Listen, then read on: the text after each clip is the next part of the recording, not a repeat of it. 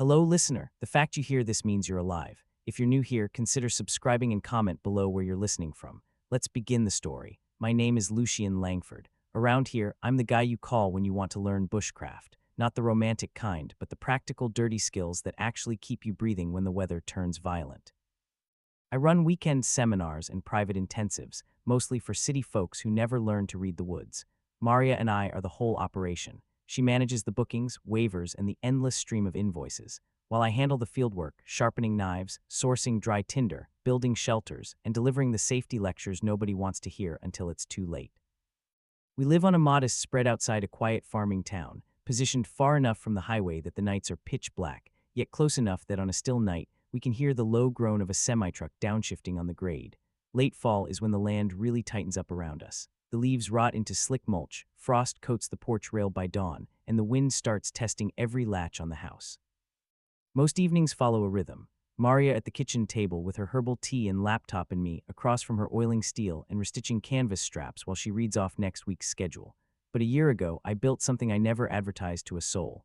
Deep in our backwoods, past the shallow creek line, sits a small canvas hut that passes for a basic hunting blind. Beneath it, below the frost line, is an underground shelter I dug and reinforced with my own hands. It's tight but livable. A wood stove, a sturdy folding bed, a table, shelves stacked with grain sacks and canned goods, plus a vented camp toilet and a gravity-fed shower. We used it as a weekend escape, a reset button when the world got too loud. I kept it stocked and dry because being ready is the entire point of my life. Then came the week the air turned bitter, the headlines spiraled into madness, and that shelter stopped feeling like a weekend getaway. Our property sits on the seam where heavy mixed woods bleed into old pasture land, anchored by a gravel drive that turns into a soft, rusted mess whenever the weather stays wet. We have a small barn that holds far more gear than animals and a house that is plain, warm, and fully paid for, a fact that matters significantly when your income fluctuates with the seasons. Langford Outdoor Skills is strictly a two-person operation. I teach bushcraft, navigation, and practical survival, while Maria runs the engine room, bookings, liability waivers, invoices, and managing the endless flood of customer emails. People tend to picture my job as romantic campfires and sunsets, but the reality is mostly repetitive safety lectures, risk management, and watching like a hawk for the student who nods confidently while doing the exact wrong thing with a hatchet. A successful class is boring. It means nobody got hurt, nobody panicked. And nobody needs a rescue story to tell at the bar. The business grew in a steady, organic way. First, it was just buddies asking for a weekend lesson. Then it evolved into gift certificates and corporate small groups. And finally, local folks started asking for serious winter basics. Maria built the website from scratch, streamlined the sign-up process, and made sure every student showed up with realistic expectations. When a guy tried to argue about the liability waiver last spring, she didn't raise her voice or blink. She just slid the paper back across the table and said, "No signature, no class, and that's not personal. It's insurance." He stared at her for a second, realized she was the wall he wasn't going to break, and signed. Teaching the basics changes how you view your own home. Cold and damp can turn tiny inconveniences into life-threatening problems, and crowds make people act unpredictable when store shelves get thin. None of that necessarily signals the end of the world, but it can turn a calm town into a tense powder keg quickly, especially when everyone needs the same fuel, food, and information simultaneously. The underground shelter came from that cold logic, not from unhinged paranoia. A couple of years back, a massive ice storm knocked the county down hard, and the grid stayed off weeks longer than it should have. Gas stations were running on generators until the fuel ran dry, and I watched neighbors driving around in panic, asking strangers who had firewood or kerosene. Watching that chaos made the question simple. If the system hiccups for 3 days or 30, do we stay comfortable or do we scramble like everyone else? Maria heard the idea for the first time at the kitchen sink while I was rinsing mud off my boots. She kept her eyes on the dishes, scrubbing a plate, and said, "Please tell me you're not about to dig a bunker in our woods like we're hiding from the government." The comment was half joke, half warning, so I answered, "I'm not hiding from anyone. I'm building a backup room somewhere dry, boring, and warm so we don't become a burden or a target when the town gets stressed." She shook her head, sighed, and said, "Fine, but if you blow our operating budget on concrete, I'm the one who has to explain it to the accountant." The build happened in small, quiet pushes between classes and regular life. The location is deep enough on our property that it's invisible from the road, and the approach bends through dense brush, so it doesn't look like a trail unless you know what you're looking for. On the surface, the entry is disguised as a simple canvas hut on a low frame. The kind of hunting blind a local might set up for deer season and leave year-round. Beneath that decoy, the real shelter sits below the frost line where the temperature stays steady even when the air above flips from freezing rain to sleet. Inside, the layout is sparse but deliberate. A high-efficiency wood stove sits on a heat-safe pad, venting cleanly to the surface. A folding double bed gives us a place to sleep without turning the shelter into a permanent bedroom, keeping the floor space open. A sturdy table and 2 chairs offer a place to eat and plan, and the shelves are lined with the staples of life. Sacks of wheat and buckwheat sealed in mylar bins, canned proteins, dry goods, salt, and coffee. A trauma kit sits right where it's easy to grab, not buried under camping gear. The sanitation setup is vital for staying sane in a small box. A chemical camp toilet sits behind a privacy screen with a vent pipe running up to the surface, screened so air moves without bringing the forest inside. For washing, there's a simple off-grid shower rig, a water bag you warm near the stove, a hand pump, and a hose that feeds a basin. The gray water gets carried out and dumped far away from the entrance to keep the site clean. We used the place the way normal couples use a vacation cabin. Some weekends we'd walk out there with fresh food, a book, and clean socks, spending a quiet night off-grid just because it felt good to reset and test the systems. Maria liked the comfort of it, even if she teased me about the preparation. More than once she ran her hand along the rows of storage shelves and said, "You know, you treat these beans better than you treat your own paperwork." And I answered, "Beans don't send emails or demand refunds." She snorted and told me to stop acting so proud. Maintenance became a rhythm. Once a month, the bins got checked for seals, stove parts got wiped down, and food got rotated so nothing sat too long. The goal was always the same. If we ever needed to move into the shelter fast, nothing would be broken or missing. Late fall is when that readiness matters most because the cold makes every mistake cost more. That season, the nights turned sharp and the mornings came with a heavy crystallizing frost on the porch rail. The local news started using careful, vague phrases about the situation, and the clips circulating online looked wrong in a way that made my stomach tight. It made sleep feel lighter and harder to come by. The shelter was ready. The only question left was how long the outside world would manage to stay normal. By the time November slid into its final week, the woods behind our house looked stripped and exhausted. The branches were bare skeletal fingers against a gray sky, and the ground was smothered in damp, rotting leaves that held the cold like a wet sponge. Classes were slowing down for the season, which normally would have felt like a relief. But the sudden quiet made every headline scream louder. It started innocuously enough. A phone buzz in my pocket and a video clip sent by a former student too short to explain itself, but too violent to ignore. The student tagged me in footage from a city 2 hours south. A man staggered across a strip mall parking lot, moving with a stiff, disjointed gait. When a Samaritan tried to guide him toward a bench, the man turned and clamped his teeth onto the helper's forearm like it was the only thing he wanted in the world. The camera shook violently. People screamed and the clip cut to black before anyone knew the outcome. Maria saw me watching it, her eyes tracking the tension in my shoulders. She said, "Tell me that's a Halloween thing or a prank." And when I didn't answer immediately, she set her tea mug down with a sharp click and added, "Lucian, don't spiral on internet garbage. You know how people edit things." Her tone remained calm, as if she could keep the sanctity of our home intact just by choosing reasonable words. The problem was the clip didn't feel staged. The bite was committed, animalistic, and the man didn't move like someone drunk or high. He moved like a broken machine that still had power running through the gears. Over the next 48 hours, the trickle became a flood. More videos surfaced, all from different locations, all messy, vertical, and handheld. There was a hospital entrance with security guards failing to hold a line against a surging crowd, a grocery store aisle where a woman dropped to the floor and then scrambled back up with unnatural speed. And more footage of that same slow, stubborn pushing.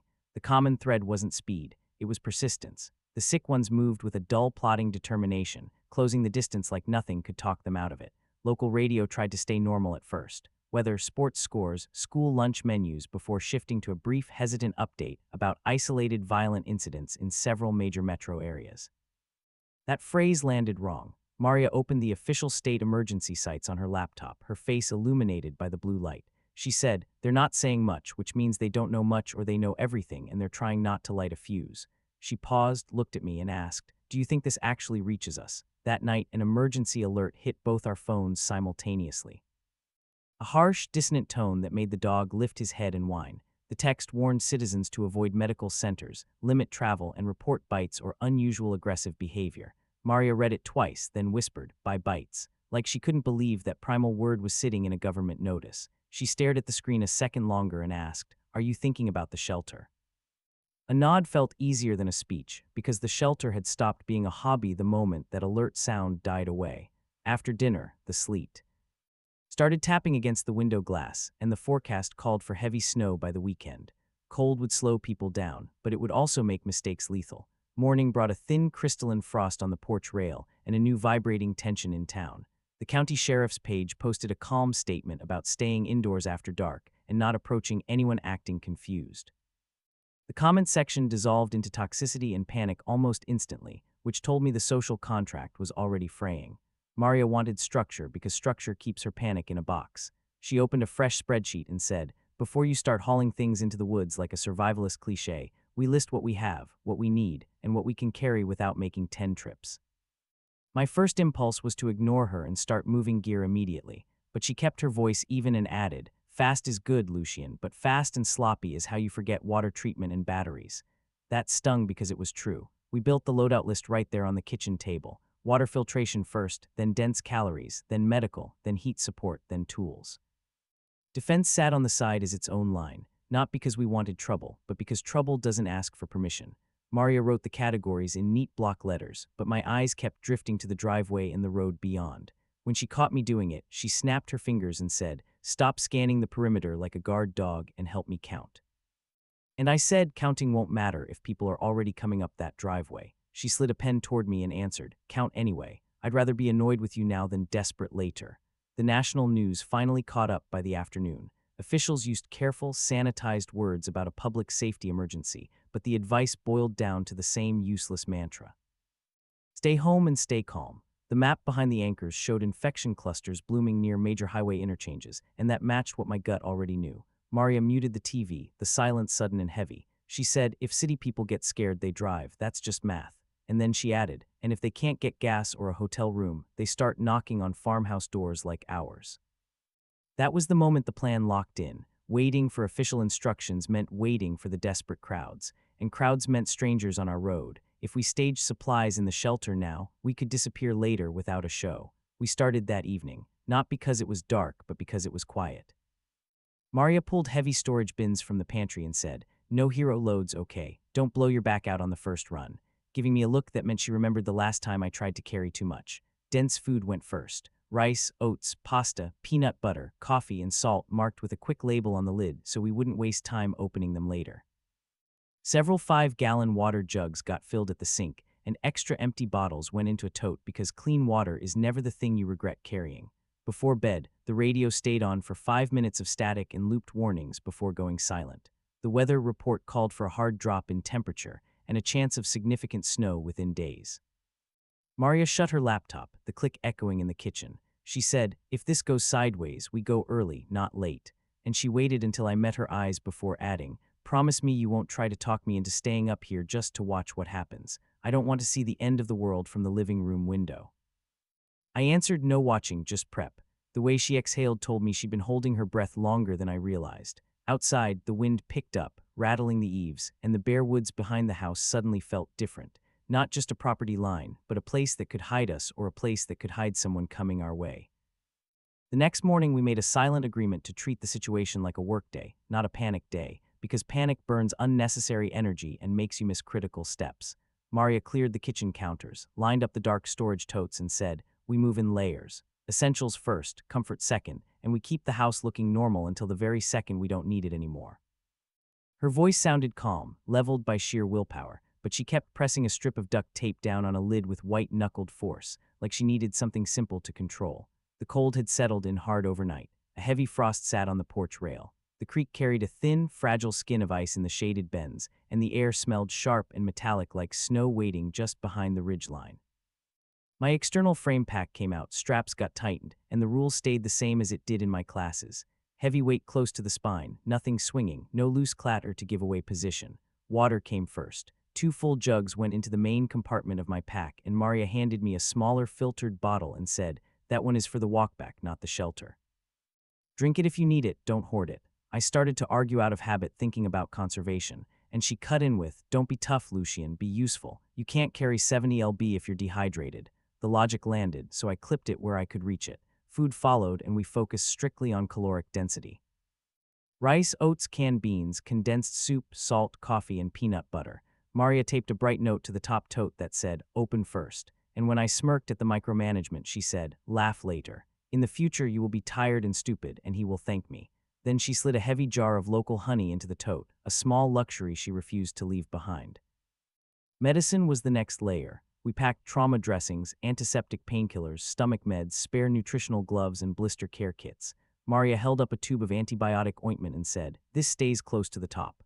And I answered, "Agreed, because infection doesn't care that we're hiding, and a small cut can end you just as fast as a crowd."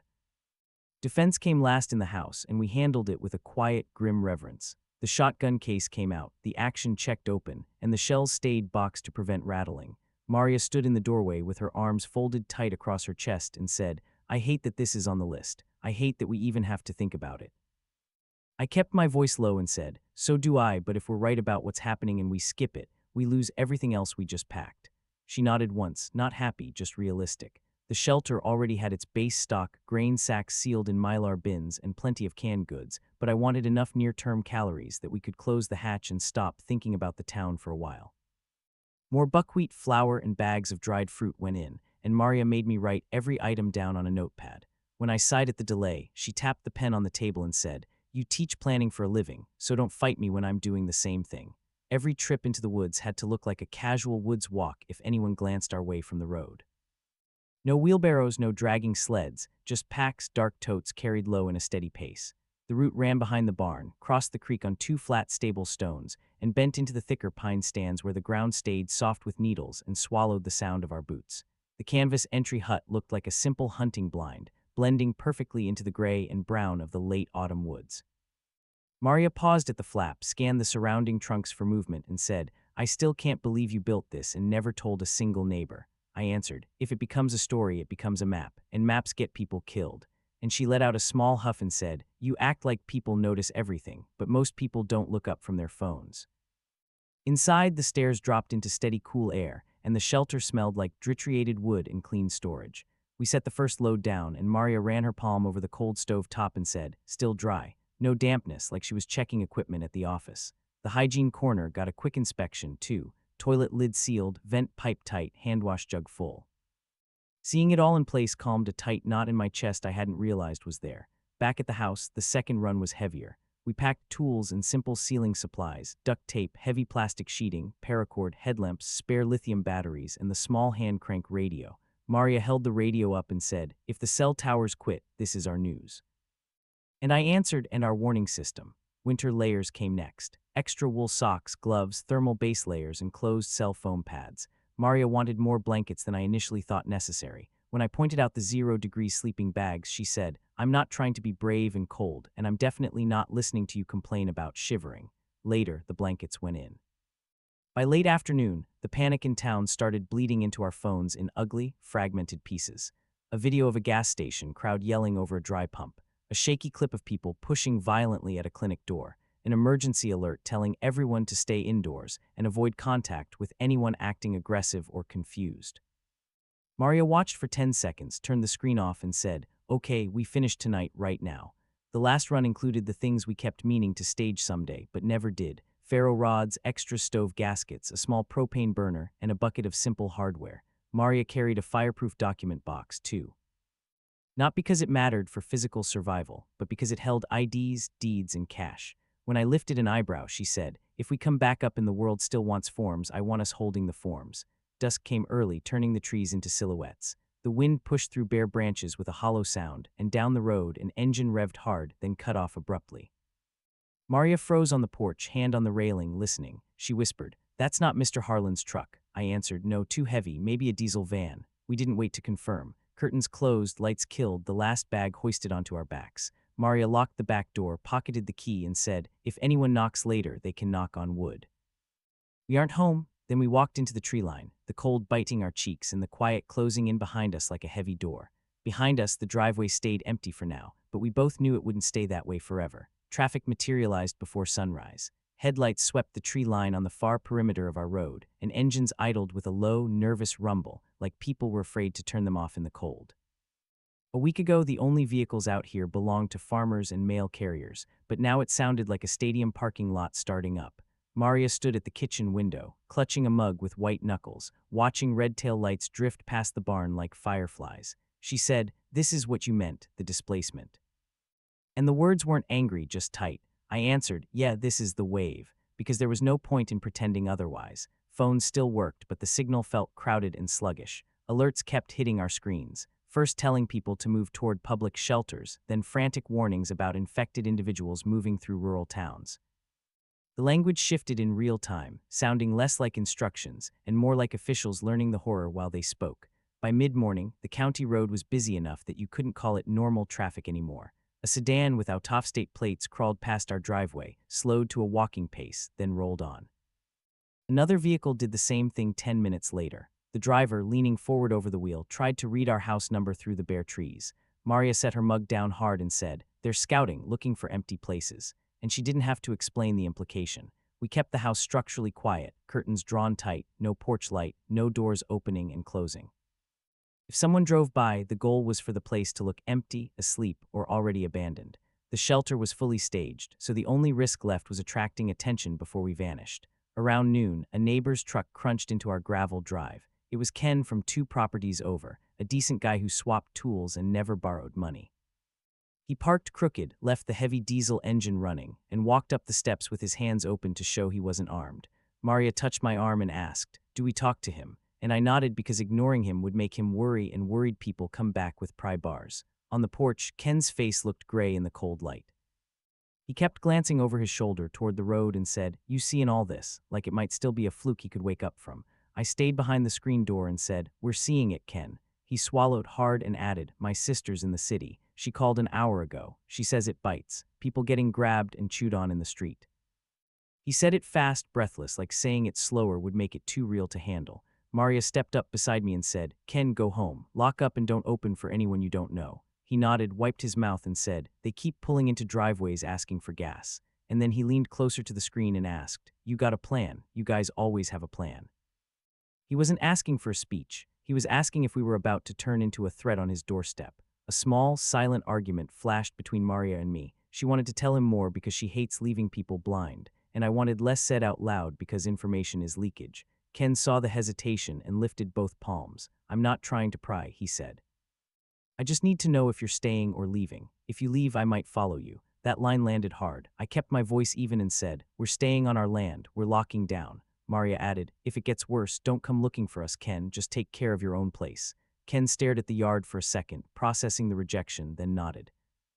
"If you hear shooting," he said, "it's not me being brave, it's me being cornered." Then he walked back to his truck and drove off fast enough to spray gravel into the grass. After that, the road noise kept building.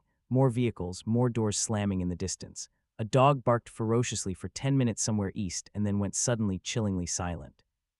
When the wind shifted, voices carried from the next bend, people talking sharp and fast, negotiating without trust. We waited until late afternoon to move. Maria packed the last small items we hadn't staged, moving with clipped, angry motions. She caught me checking the driveway again and said, "Stop staring at the road and carry something."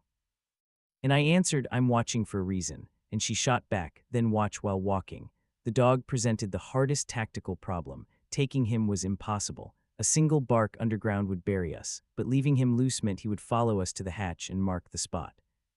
We took him to the barn away from the house. Maria poured a 50 lb bag of kibble into a low trough and filled 2 buckets with water. While she settled him, I went to the rear of the barn, the side facing the deep woods, and pried a loose siding board back just enough to leave a gap. It wasn't an open door, but it was a weak point he could force open if he got hungry or scared enough. We let him in, gave him a command to stay, and slid the heavy main door shut. He whined once, a high, confused sound that cut through the wood, but he was contained. He couldn't see us leave, and he couldn't follow our trail. When the time came, he'd push out the back and become a ghost in the woods, which was a better fate than starving in a kitchen. We walked into the tree line, the cold biting our cheeks. The damp leaves underfoot ate our steps, and the canvas entry hut blended into the brush exactly as designed. Maria paused at the hatch, listened to the wind, and said, "Once we're down, we don't pop up just because we're curious. We stay." I answered him, agreed. If Ken comes back, he won't find us. The stairs dropped into the dry, cool earth. We closed the hatch, engaged the inner lock, and the outside noise faded to almost nothing. Maria set her bag on the table and whispered, "It's strange how fast the house stopped feeling like home." I lit the stove, ensuring the burn was clean and smokeless. As the metals started to tick with heat, Maria sat down hard and said, "We did all this and I'm still scared." I answered, "Ready doesn't erase fear, Maria, it just gives us options." Above us, muffled through 4 ft of dirt, a heavy engine passed. Down here, we were already gone. Down in the shelter, time stopped following the clock and started following the chores. The air down here stayed steady, not warm until the stove earned it, and not biting cold like outside, just that cool subterranean neutral that forces you to pay attention to your body heat. The first job every morning was the stove. It wasn't just about comfort, it was about engineering. Ash pan out, coals rake forward, and a few small splits of dry hardwood added so the fire climbed fast and hot instead of smoldering. We burned it hot on purpose, not just to warm the space, but to keep the chimney clean of creosote and to ensure the draft remained strong. A lazy fire wastes fuel, and down here, waste was the enemy. Maria leaned into the cozy aspects of the space almost immediately, perhaps as a defense mechanism. She sat at the small table with a mug of instant coffee wrapped in a wool blanket and said, "I hate that this feels better than the house right now. It feels wrong to be comfortable." The comment wasn't dramatic. It sounded like grief for the life we just paused. I kept my hands busy splitting kindling with a small hatchet and answered, "It's a room that does one job, Maria. No bills, no visitors, no road noise. It's a capsule." She let out a short, dry laugh and added, "And no emails, which I know is your favorite feature."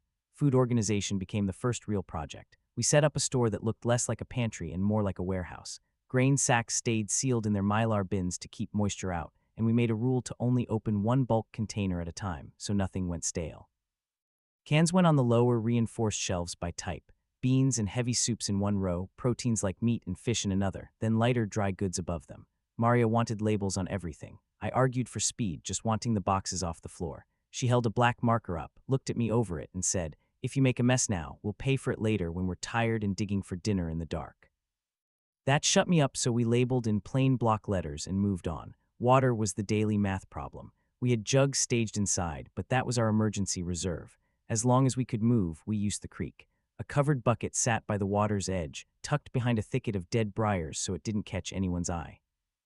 Every 2 nights, I'd haul it back to the hatch. Inside, the routine never changed. Strain the water through cloth into a pot, boil it in a rolling bubble for 5 minutes, let it cool, then pour it into the active drinking jug. Another jug stayed for washing, and Maria taped a small note on it that said "wash," because tired brains make dumb mistakes and drink the wrong thing. The hygiene corner had to be managed with military discipline to stay safe. The toilet lid stayed clamped down when not in use. A scoop of lime and ash went in after every use, and the vent pipe got checked often to ensure the airflow never reversed. Maria took that job seriously because she understood the biology of small spaces. One afternoon, she knelt by the screen and said, "If this clogs and smells, we'll either get sick or we'll have to leave, and both of those are bad options." I handed her the small cleaning brush and answered, "Agreed. Sanitation kills more people than bullets in the long run." For showers, comfort and discipline met in the middle.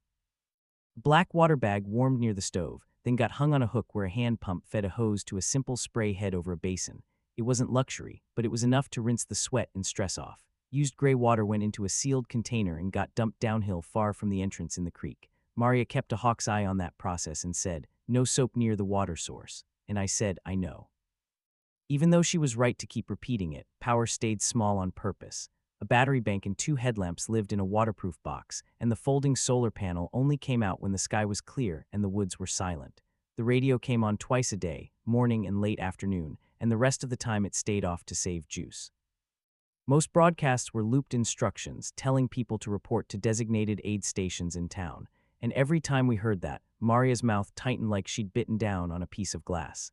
Outside, the season kept sliding deeper into winter. We could feel it in small ways. The ground above us freezing and changing the way sound vibrated through the walls. The creek slowed down as ice formed on the banks. The air in the entry hut turned sharp enough to sting exposed skin. Maria started keeping a set of surface clothes folded in a tote by the stairs. She established the protocol early. If you go out, you don't come back down in wet layers. You change at the bottom of the stairs. That became a hard rule, not because she wanted control, but because wet clothes in a bunker turn into condensation and sickness. The shelter stayed livable because we kept it clean. Boots stayed in the entry area. Hands got washed before food. Trash stayed sealed. It felt strict, but strict is easier than regret. Small disagreements still happened because we were still human. One evening, the stove was running hot, and I wanted to keep it that way through the night to dry the air out. Maria watched the wood pile shrink and said, If you burn through the dry stuff now, what do you do when the weather gets worse next month? I answered. We cut more. Wood is the one thing we have plenty of. She shook her head and said, you can't cut dry wood if everything outside is soaked in your freezing lotion. Pace yourself. We met in the middle. The fire got banked lower and we wore extra wool layers in bed. Another time she wanted to check the news feeds every hour.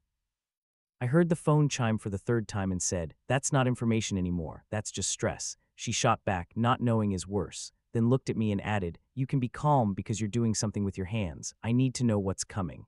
That line landed, so we set a schedule. Radio twice a day, phones once, then shut it down. By the end of the first week, the shelter felt lived in. Steam rose from drying socks near the stove smelling of wet wool. Maria made a pot of buckwheat with salt and a spoonful of honey and said, if we're going to hide, we might as well eat like humans. And it was the first time she sounded like herself in days. Up top, the road stayed busy. We heard distant engines, sometimes shouting voices carried by the wind, and once late at night, a single gunshot echoed through the ground and then went dead quiet. Maria sat up in bed, listened to the silence that followed, and said, that was close. I answered, not close enough to find us. Trying to sound sure, she lay back down and whispered, don't say that like you're daring it. The shelter was not a fortress, it was a bubble. The outside world felt loud and unpredictable, but down here we had routines, and those routines gave us a thin, steady kind of peace, even as the earth above us froze solid. A week into total isolation, the psychological need to look up became its own distinct form of pressure. Food and water reserves were holding fine, the stove was behaving efficiently, and the shelter felt structurally steady, but the world above us was still moving. And in a situation like this, guessing can kill you just as fast as starvation. The first surface run happened on a brutally cold morning when the sky looked flat and white through the frosted plastic of the entry hut flap. Frost coated the dead leaves like sugar, and the creek made a thin, brittle sound as water struggled past ice. Maria watched me pack with her arms crossed, her face pale in the lantern light. She said, keep it short. Keep it quiet, and if anything feels off even a little bit, you come back down and don't waste time explaining it. A nod was enough. The rules were already written in our heads. Surface clothes went on in the entry airlock. Dry wool base layers, an insulated jacket that didn't rustle, gloves, and a watch cap. A small assault pack carried the essential kit, a water bottle, a calorie-dense snack, a compact trauma pouch, a headlamp with a red lens, and a small waterproof notebook. I strapped the crossbow to the outside of the pack, not because I wanted to hunt every time, but because it was silent, lethal, and gave me options without turning the woods into a dinner bell for every threat within a mile.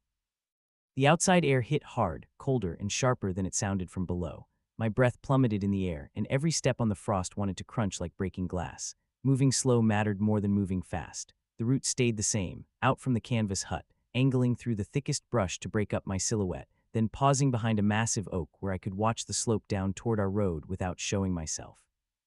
That morning the road looked wrong. 2 cars sat on the shoulder by the bend, doors hanging open like broken wings, no people in sight. Farther down, near Ken's property line, a pickup was parked half in the drainage ditch like someone had stopped without thinking or died at the wheel. No smoke, no music, no normal signs of life. Just cold metal and silence. Then a low sound drifted through the trees. Not a scream, but a dry rhythmic wheezing like a tired groan. Movement followed. 3 figures stumbled into view near the fence line, moving slowly and loose, heads jutting forward, arms hanging in a way that made their hands look incredibly heavy. They wandered without purpose until one bumped the pickup door, then kept pushing against it repeatedly like it didn't understand that solid objects don't move. Those were the infected from the videos, only now they were in my world. They were exactly as advertised, slow, dumb, and broken, but they were still a problem because they didn't stop. The smartest tactical move was to let them drift, so I stayed frozen against the bark, let my breathing slowed to a shallow rhythm, and waited 20 minutes until they turned away and shuffled back toward the deeper tree line. Back at the entry hut, Maria opened the inner hatch before I even knocked. She took one look at my face and said, "They're here." I stepped down into the warmer air, stripping gloves off, and answered, "Yeah, not a swarm, but enough of them to change how we move. The road is dead." She waited a second, then asked the question she didn't want to ask. "Ken?" The name carried weight in the small room. "Didn't see him," I said, looking away, and I didn't go close enough to check the cabin. After that, the weekly run became a routine governed by strict meteorological rules. Never go out if the wind was dead still, and the air was heavy because sound and scent sit low in those conditions.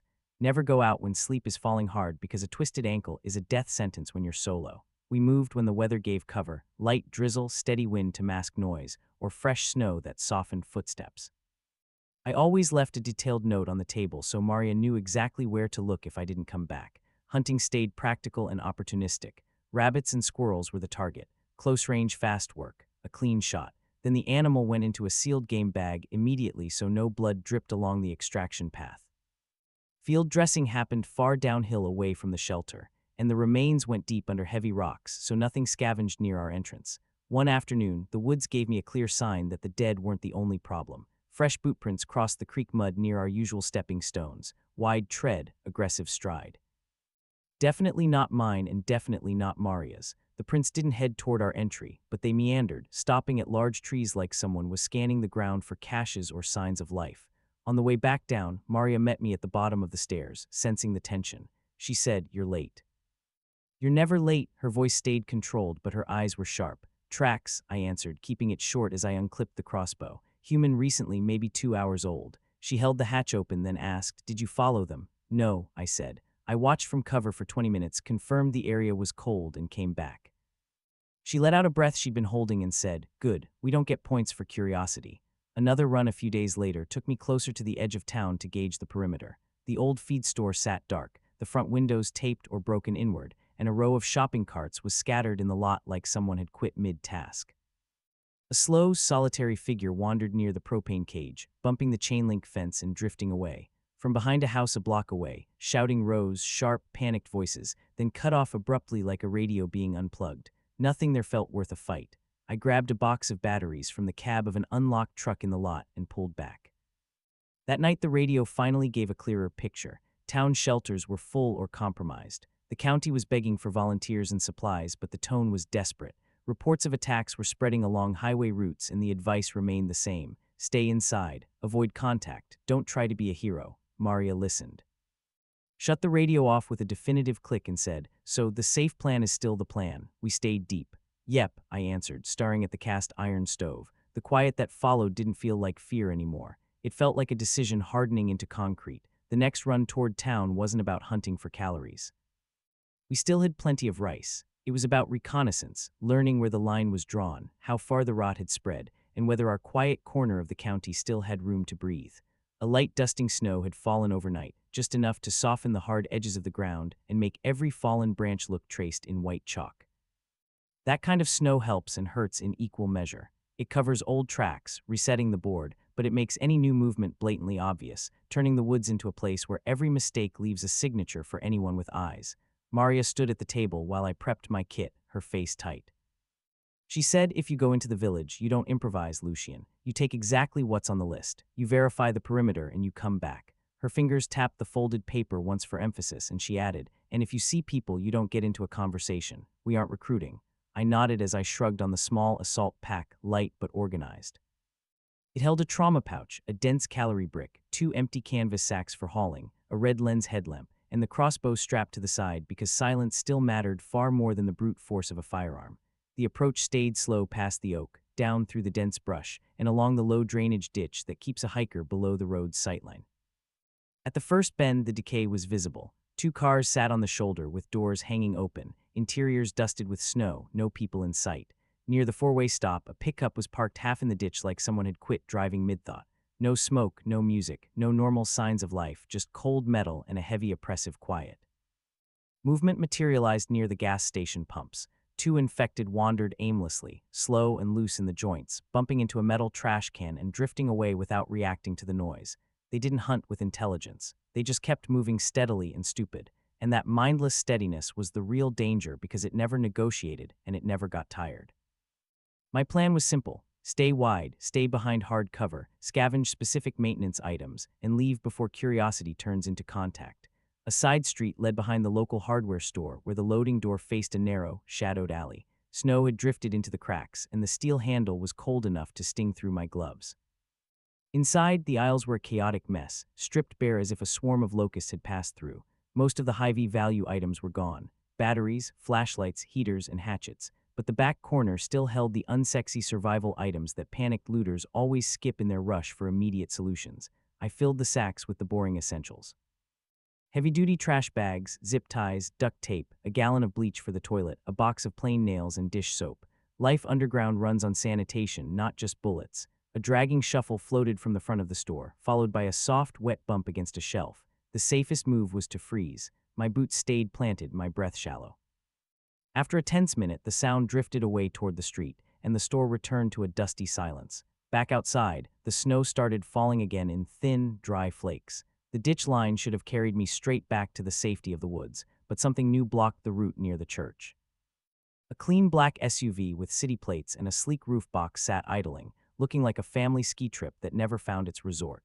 A man and a woman stood beside it, both bundled in expensive brand new technical gear, moving with that sharp, restless energy you see in people running on adrenaline and fumes. Staying hidden behind a dense hedge, I heard enough to understand the shape of their disaster. The man gestured wildly and said, "We need food today, Sarah. We can't keep driving on empty." His voice cracked with fatigue. The woman answered, then stopped talking and looked at the map. The radio said this area was clear. She sounded angry in the specific way scared people get when anger feels safer than panic. Their problem was real.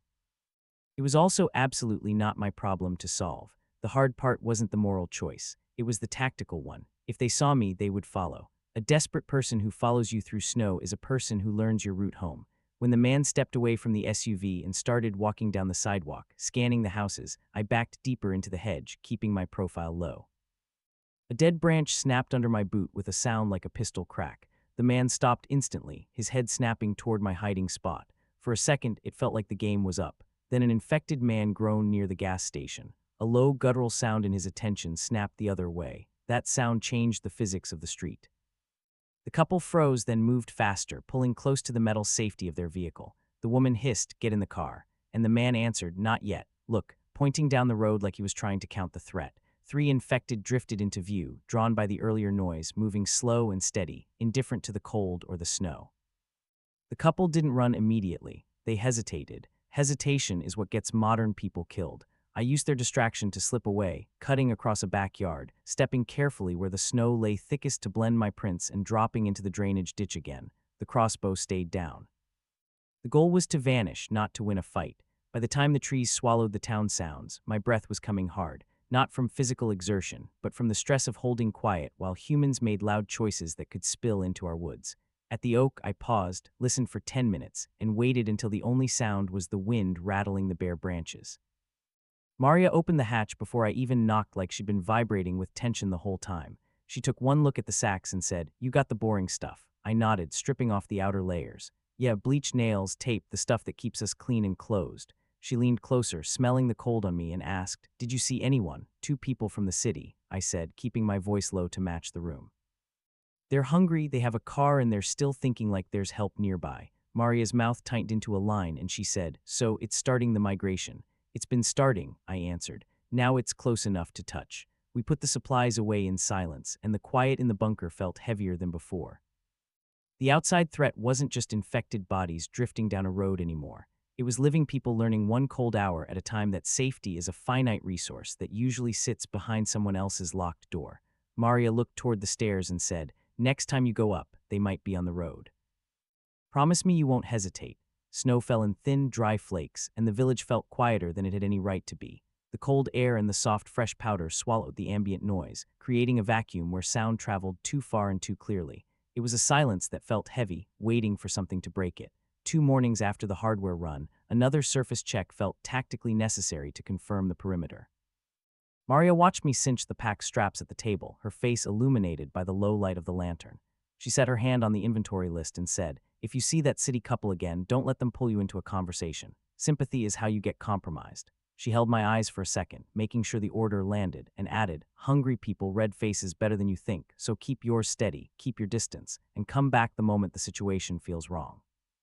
A nod was enough. The protocol was understood. The stairs carried me up into the biting gray light of early winter. From behind the cover of the massive oak, I scanned the scene. The black SUV by the church was still there, now dusted with a layer of white like a forgotten statue. Behind the low stone wall of the churchyard, 2 shapes huddled where the wind broke. A man in a lightweight city jacket that wasn't built for this latitude, and a woman with her arms wrapped tight across her chest. Both were scanning the street with the jerky, paranoid rhythm of prey, animals counting exits. A backpack sat between them in the snow, slumped over like it was already empty. Turning around and fatting back into the brush was the safe move, the smart move. But they were drifting toward the tree in my treant, like they had decided the woods held the answers they couldn't find in town. I shifted my weight to back away, and a frozen twig snapped under my boot with a sound like a pistol crack. Both heads snapped toward the noise instantly. The man lifted both hands, palms out, and called out, "Hey, please don't run." "We see you." The woman stepped forward a half pace, desperate, then checked herself and said, "We're not sick, we're just cold. We just need to talk to someone sane." Staying hidden would have turned into a chase if they pushed into the brush, and a chase makes noise, so I stepped out but kept the trunk of the oak between us. I kept my crossbow lowered but visible in my voice firm. "Stop right there," I said, the words flat and hard. "Don't come closer than the edge of the lot." They froze, shivering visibly. "What are your names?" I asked, my eyes moving constantly over the street behind them in the gas station corner. The man answered, "Evan." And the woman said, "Seer," she added quickly. "We drove out last minute because the city was collapsing. We just need direction." Evan spoke fast, the words tumbling out like silence would end the negotiation. The shelters were packed. People were fighting in the aisles, and those things started showing up everywhere, slow but nonstop. He spread his trembling hands and added, "We'll work for food. I'll split wood, carry water, diggletrines, whatever you need. We're useful." That sounded reasonable, and that was exactly the problem. Reasonable people make you drop your guard, but reasonable doesn't mean safe. The bunker was an ecosystem built for two people. It could maybe strain to handle a third for a week, but it couldn't handle an unknown couple with no quarantine period, no supplies, and no exit plan.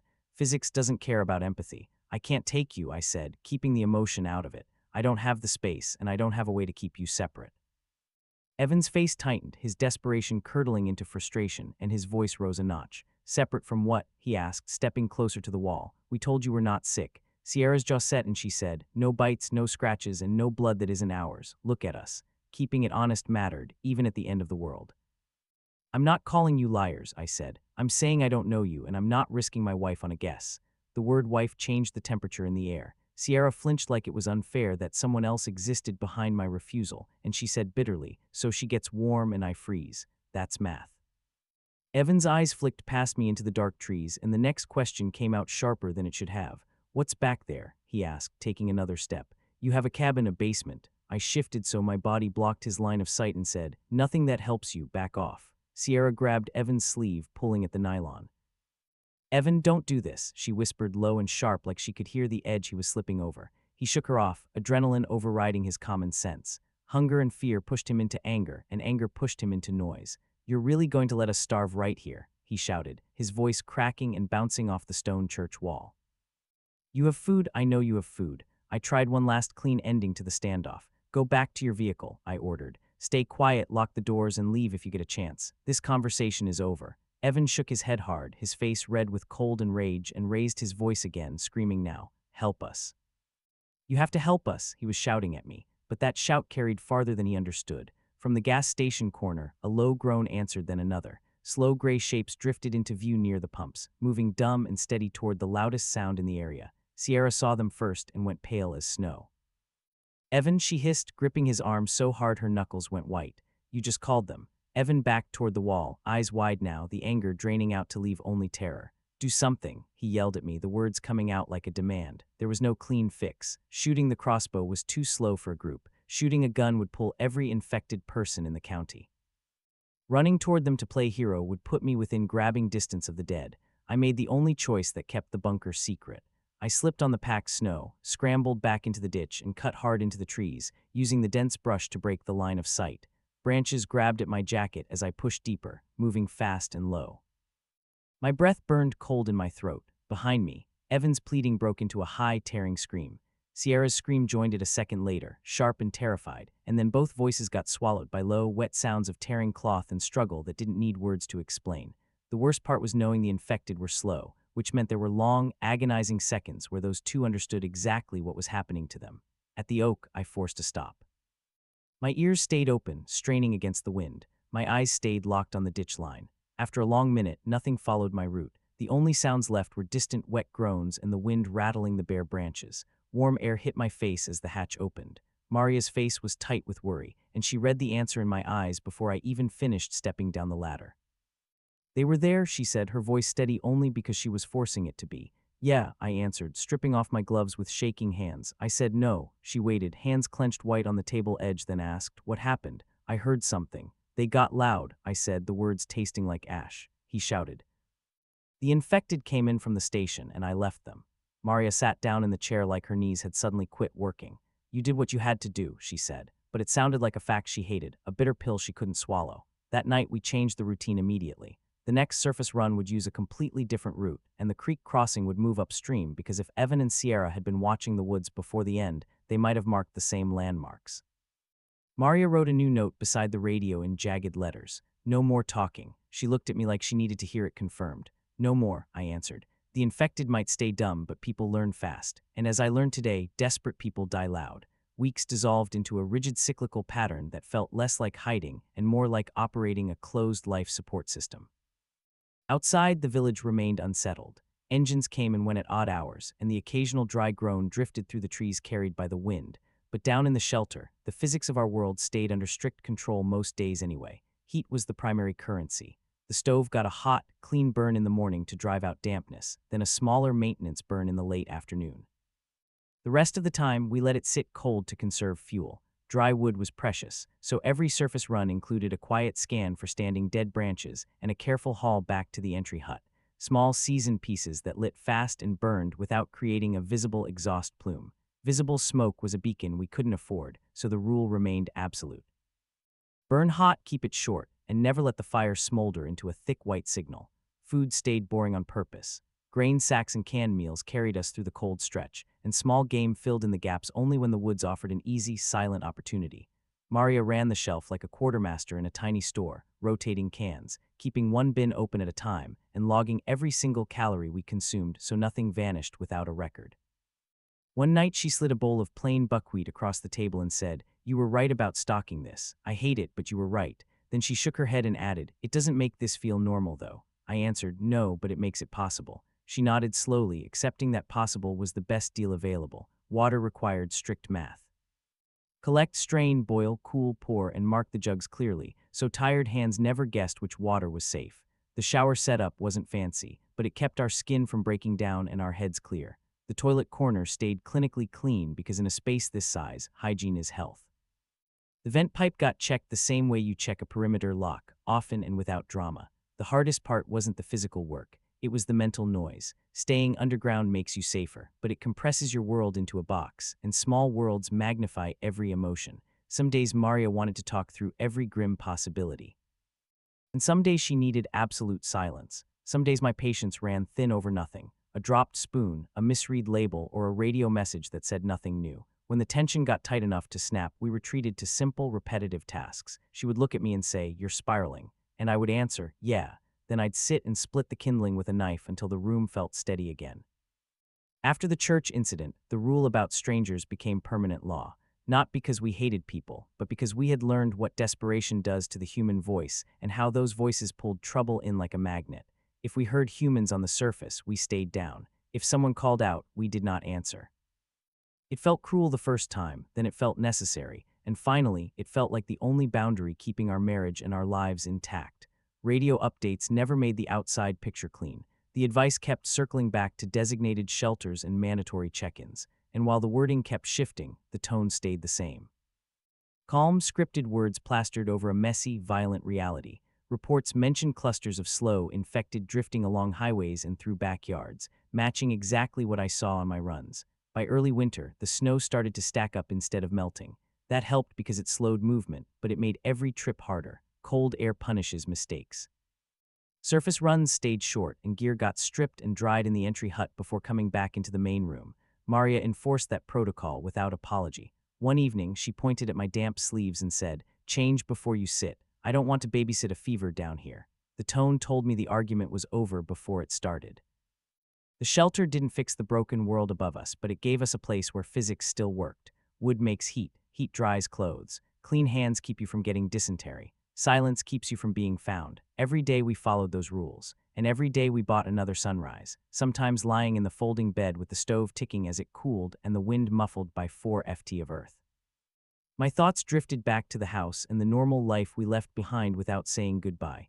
Maria said it once in the dark, soft enough that it felt like a confession. "I miss stupid problems," she whispered. "I miss arguing about unpaid invoices." I squeezed her hand in the dark and answered, "We'll argue again, just not today." The plan going forward stayed simple. Stay hidden through the worst of the weather, keep supplies steady, and keep learning the rhythms of the surface without stepping into the crosshairs. If the village emptied out, we would reassess. If it got worse, we would tighten the lock. Spring would bring different risks, but spring was a bridge we would cross when we reached it. For now, the underground shelter is our small, controlled universe. It isn't heroic, it is practical. It is the reason Maria and I are still together, still thinking clearly and still alive while the epidemic burns through places built for crowds. My name is Lucien Langford. If you made it this far, thanks for listening to the story. If you want more breakdowns like this, hit the like button, subscribe to the channel, and drop a comment down below telling me where you're listening from. And what is the one item you would grab first if you had to disappear fast?